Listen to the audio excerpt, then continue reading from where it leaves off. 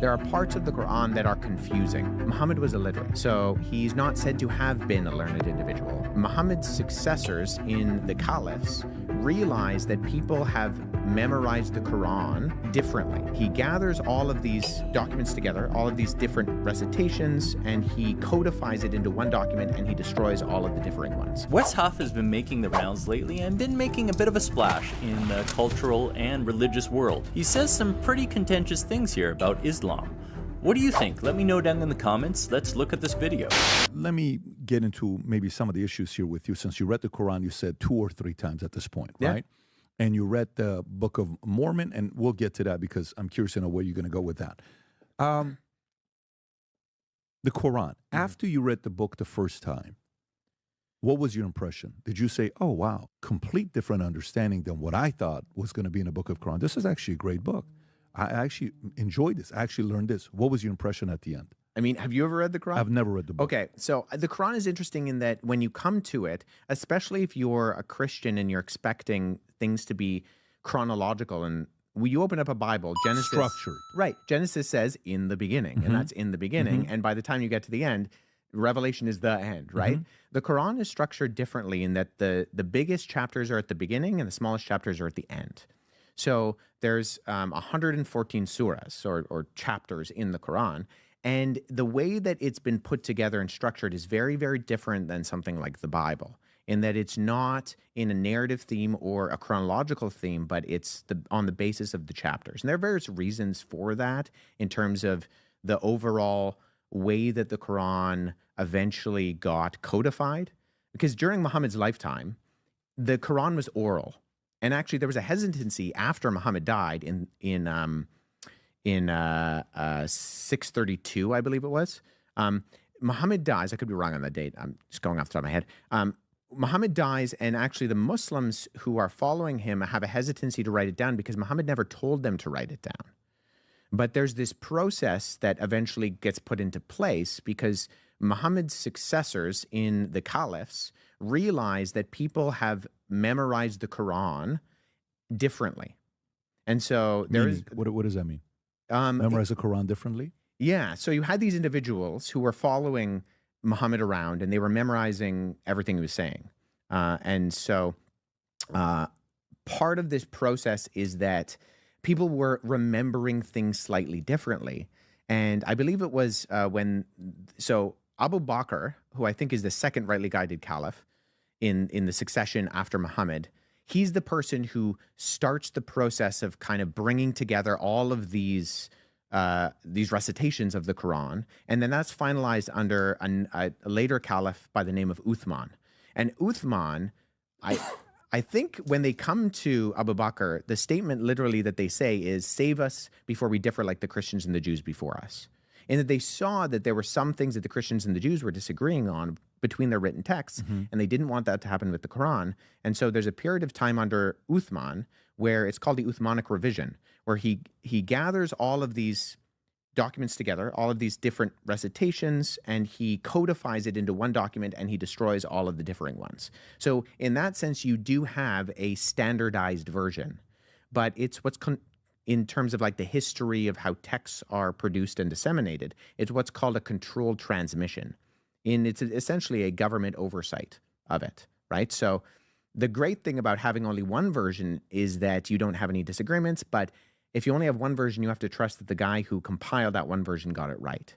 And there were actually companions of Muhammad within the oral or within the traditional sources of Islamic literature called the Hadith that talk about the fact that there were particular individuals who were very close to Muhammad during his lifetime who did not want to give their Quran kind of versions to Uthman because they knew that theirs was going to differ with Uthman's and he would probably destroy it. And so you have these are not, I mean, controversial in the sense that these are part of the traditional Islamic sources in the Hadith. But I think within the history of how the Quran gets put together, you see something very different than what you see in the Bible. And so when you're reading it, especially if what I did, open up the front and then read all the way through, there are parts of the Quran that are confusing because they don't necessarily follow what would be considered a overly rational order in terms of the flow of the text. So I open it up, I read it. Some things sound familiar in some ways, and that it's talking about Moses and Noah and even, Jesus, Mary are in there. But there are components of it that they're so far from what the biblical narrative is that it just seems off. And I think there's a very often in a sense that it's not chronological. Where it's not in. Is that what you mean? That's off, or well, the stories are very different a lot of the time. So, Okay. what I think we can derive from the historical record is basically that if you take the traditional Islamic narrative, Muhammad was illiterate. So he's not said to have been a learned individual.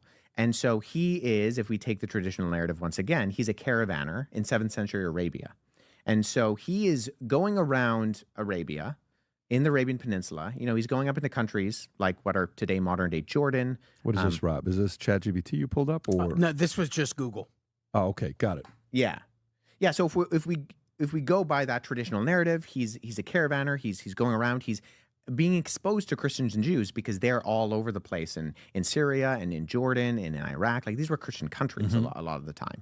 And he's hearing these stories about who the Christians and the Jews believe are their prophets and individuals within that are part of the religion. But he's not able to discern between the difference between an actual historical source like, say, the four Gospels, Matthew, Mark, Luke, and John, and, say, apocryphal Christian tales that are floating around the Arabian Peninsula. Mm-hmm. And so because there is this inability to actually discern between those sources, some of those things get incorporated into the Quran. So, and we can trace this. A friend of mine, Andy Bannister, did his PhD dissertation, and then he published a book on this. It's called The Oral Formulaic Construction of the Quran, where we can actually tie certain stories in the Quran to apocryphal sources that were floating around in the subsequent centuries after Jesus. So there's a document called the Infancy Gospel of Thomas, not to be confused with the Gospel of Thomas, which is very different. But the Arab Infancy Gospel of Thomas has a story where Jesus, the childhood Jesus, is making clay birds beside a riverbank. And the Jewish officials get mad at him because he's doing this on the Sabbath. He's breaking the Sabbath. They go off to get his parents to get him into trouble. And Jesus breathes on the birds. They turn into real birds and they fly away. So this is an apocryphal story. It comes centuries after the actual historical Jesus. It has no historical ties to the historical Jesus, but it's a popular story that's being incorporated into this infancy narrative. In the Quran. So the Quran adopts it. So we can trace it to the Infancy Gospel of Thomas and then later Arab Infancy Gospel of Thomas. The Quran borrows it and incorporates it, but we know that it's not an actual historical story of Jesus. So when I say that there were stories that they're familiar. So what's your point with that?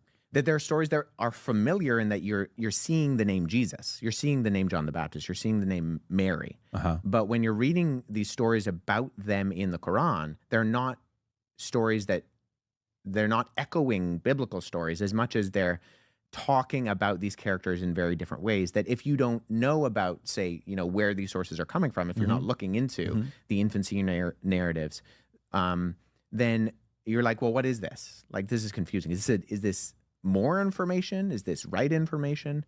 And so now later in life, in my formal education, digging into some of those things and figuring out, okay, well, here's how we trace those sources. Here's the paper trail. Here's how we can connect those dots between where potentially the author of the Quran was actually getting them from. That's when I did a lot of that legwork. But originally, I was reading the Quran, and I found it unusual, but I also found it did not accurately reflect things that I was looking for to answer the ultimate questions of meaning and purpose and morality. While you're going through it the first, second, or third time, are you sitting down with a Muslim scholar to debate and ask questions? Have you gone through that yourself? And And if you did, what did you learn? Did you see contradictions? Did you see, okay, I understand this part?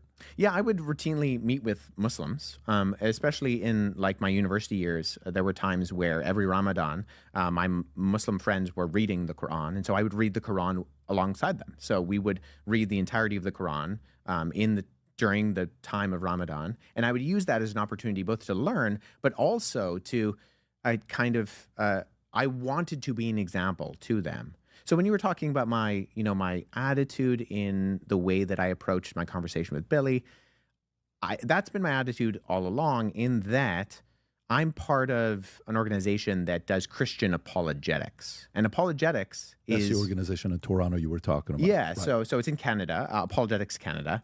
But apologetics is just a word that means to give a reason or to give a defense. And it comes from a passage in 1 Peter 3:15, which says, "But in your hearts revere Christ as Lord. Always be prepared to give an answer to everyone who asks you to give the reason for the hope that you have." But then it's the last part in that verse that I think is just as important. Not just be prepared to give an answer, but Peter says, "But in your hearts revere Christ as Lord. Always be prepared to give an answer to everyone who asks for the reason for the hope that you have. But do so with gentleness and respect, keeping a clear conscience, so that those who speak maliciously against your good behavior in Christ will be ashamed of their slander."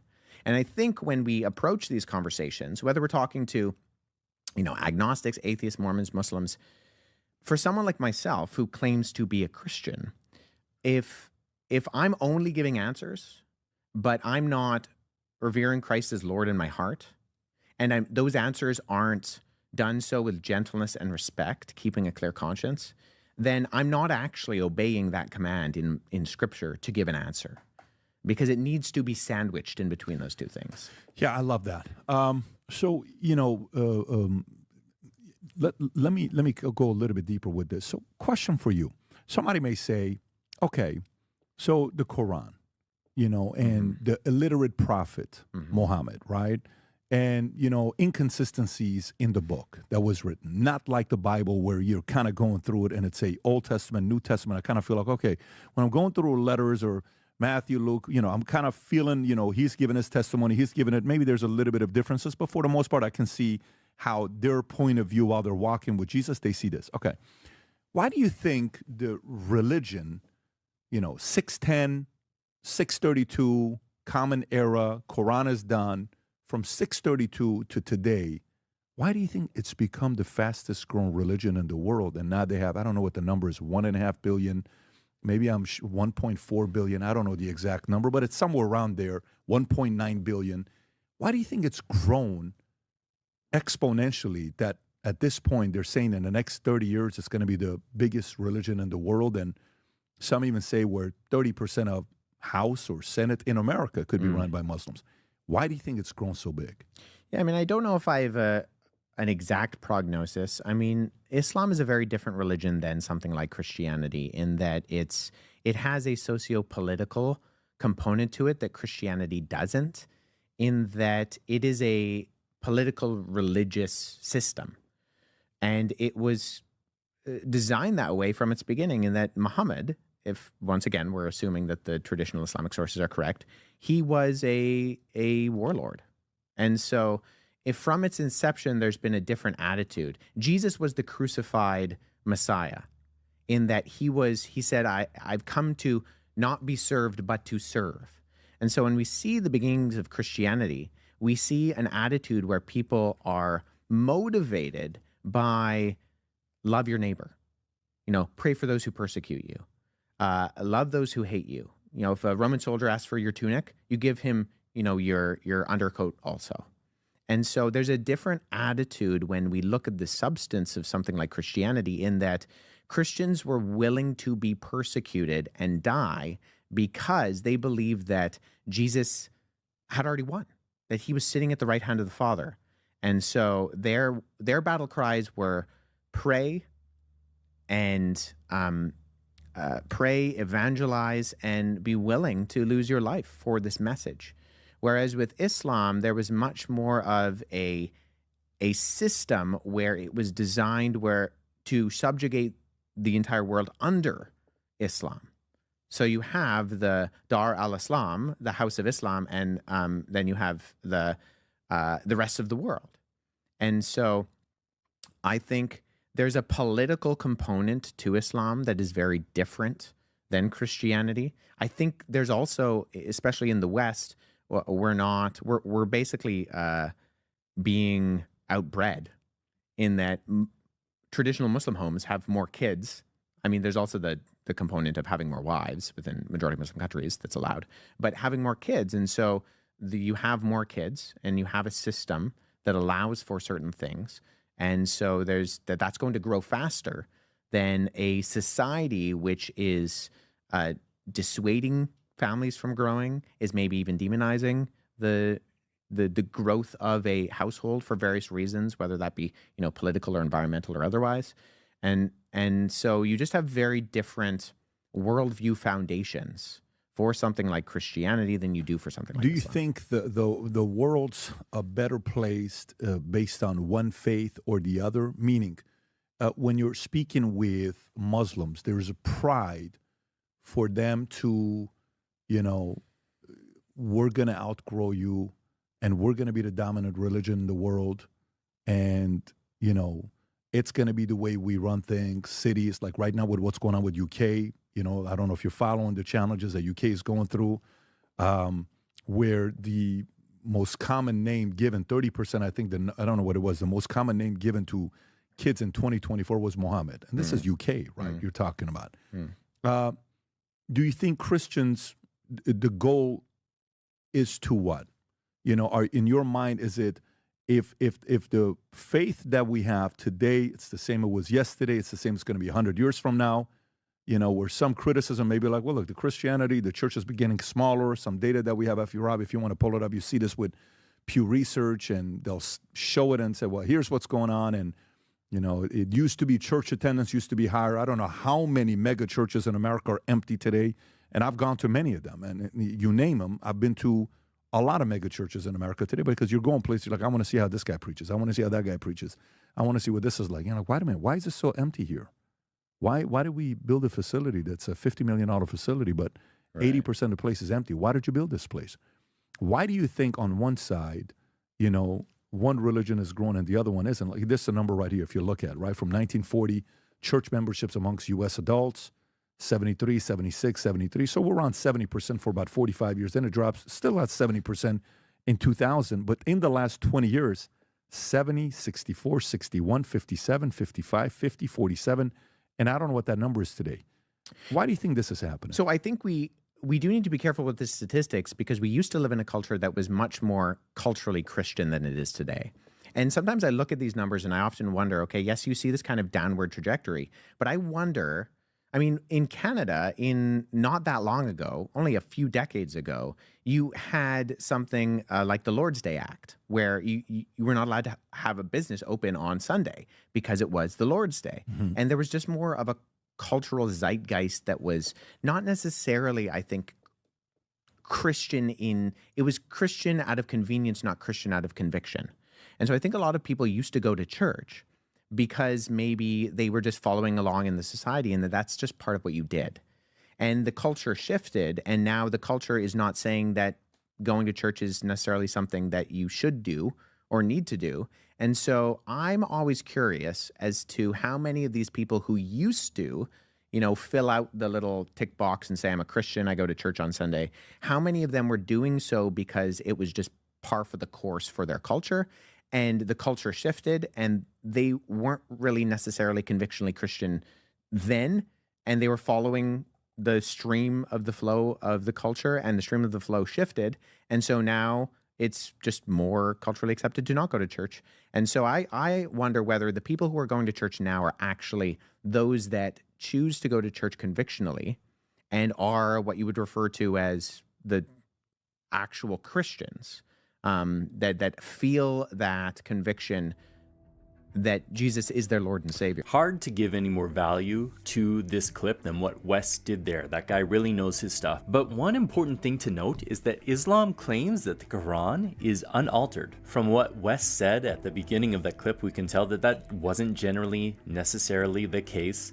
They were taught to memorize the Quran, and they were noticing that people were memorizing it incorrectly. Another thing to note is that we actually have old copies of the Quran, and by using pretty advanced technology, we can see that sometimes newer versions of the Quran were written on top of older versions and that they differ. Personally, I haven't heard any great explanation from anyone of the Islamic faith as to why that happened and why they differ and why they hold on so tightly to the idea that it is unaltered when the evidence flies in the face of that fact. Also important to note that Wes highlighted there, this was a collection of imperfect sources by a man who was not literate. What the future holds for Islam and Christianity is interesting, and I don't think anybody quite knows what will happen. But it's also worth noting that Christianity is growing by leaps and bounds in other countries, even though it may be on the decline in the West here. But what are your thoughts on all of this and what Wes said in the video there? Let me know in the comments.